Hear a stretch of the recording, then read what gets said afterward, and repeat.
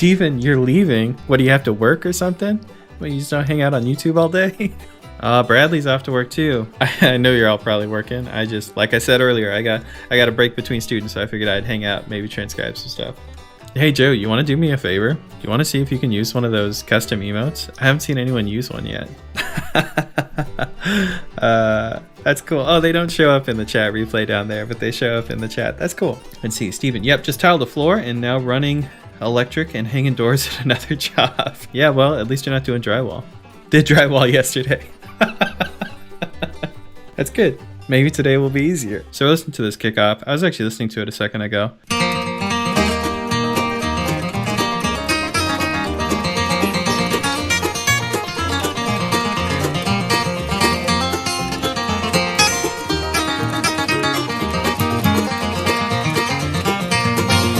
All you need is time. All right, here we go. By the way, I hope you guys are enjoying all of this new streaming setup.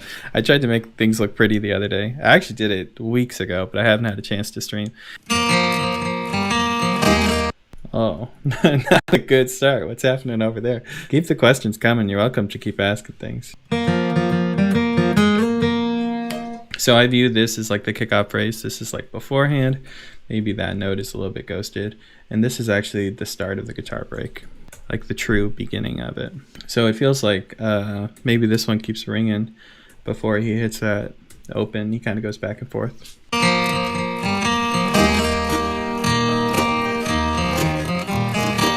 Actually, you hear it really quietly, don't you? Maybe that's in there.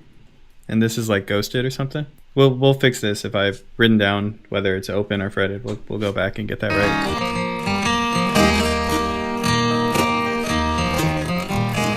Actually, I can already tell. It feels swapped. It feels maybe like it's like this to me. It's like the most pedantic thing we're arguing about. Don't y'all judge me when I'm doing this live.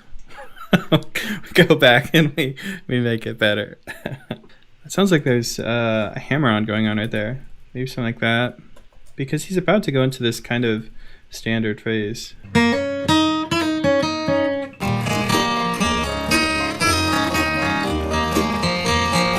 Hey Matthew, thanks for watching from the UK. What time is it over there? What are you guys, like 5 hours? Something like that? 4:30 p.m. right now. Yeah, that makes sense.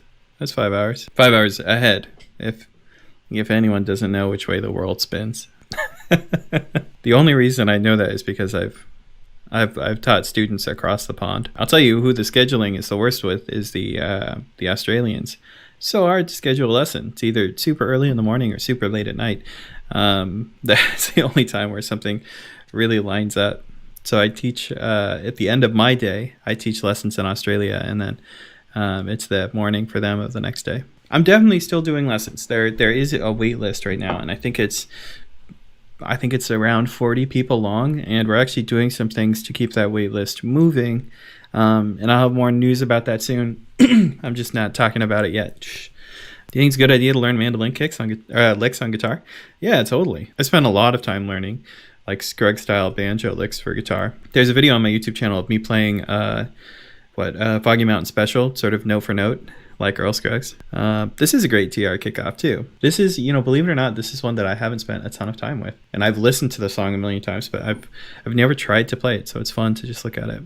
If you're playing in the key of B flat, let's do another mind experiment here. So let's ignore B flat for a second. Let's just talk about all keys in general, and let's do that using a G chord.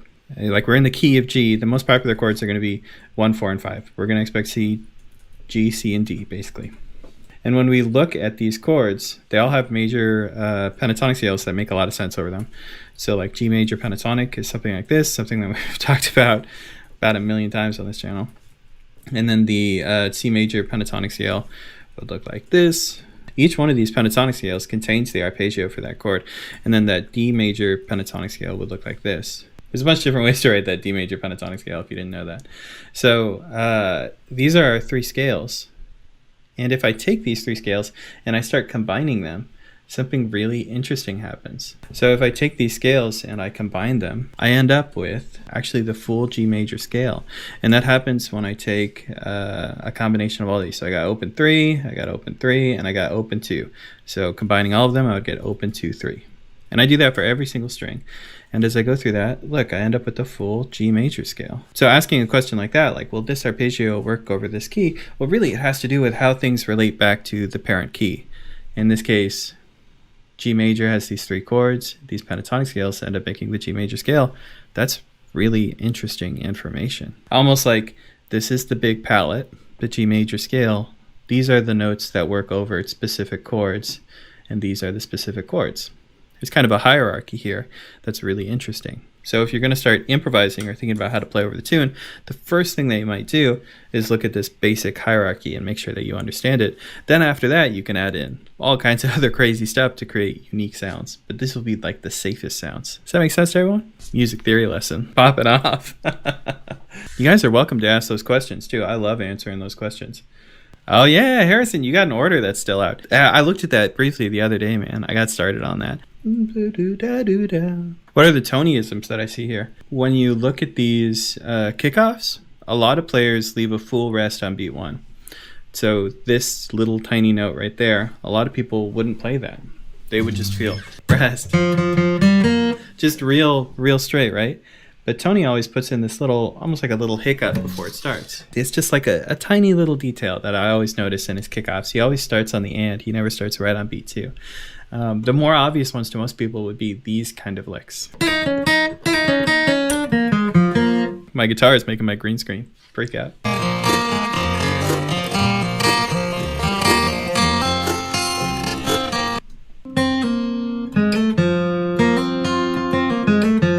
It's crazy to me that I've never played that, and I've heard him play it so many times. This is kind of a syncopated thing. You see how I actually wrote eighth notes all up here, but the rhythm is much more syncopated. I do that just for my own sanity, sort of feeling how that rhythm works. Later on, I can go back and I can replace some of these with quarter notes, and maybe there's a different way to view this rhythm. Now, I don't think that just tying every note together is the right option either, but there's probably some nuanced combination here, like maybe that one. That's a little bit easier to read for everyone involved. Yeah, the rule is that you should be able to see beats 1 and 3 just like you have it. See, I agree with that too. I'm totally with that. It's so easy to parse a measure when you can split it into 2 halves in an easy way. And it blows my mind when I see transcriptions that don't do that. People think that those rhythms are intuitive to read. Oh man. Well, one thing that makes a lot of sense is, in like Latin rhythms, you'll see rhythm notation like this. Ka, tu, ka, ba, ba, ba. This kind of breaks the rule a little bit. Because we have 1 and 2 and 3 and 4 and. So we don't actually clearly see beat 3, but this rhythm is still fairly intuitive to read. So it's not a, that's why you said rule in quotations. I know it's just, you can't put a specific rule on it, but in this case, that's how I prefer that rhythm. I'm with you. I agree. Luke, I did this before but didn't tab it out, LOL. I know, there's sort of this added difficulty when you're going to write it down and people are going to look at it, decide if you got it right or not, which is the can of worms that I've invited into my life. Let's keep listening. Is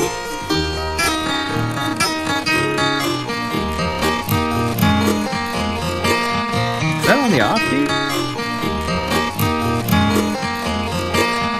That's funky. I think he hits this, he hits that like off the beat.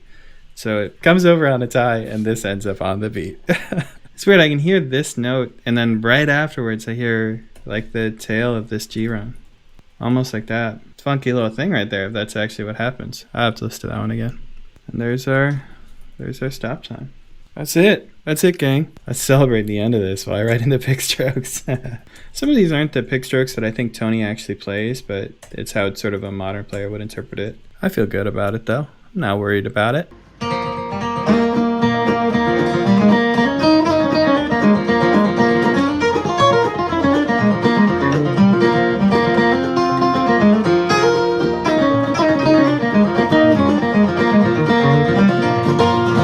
Anyone have any grand parting words?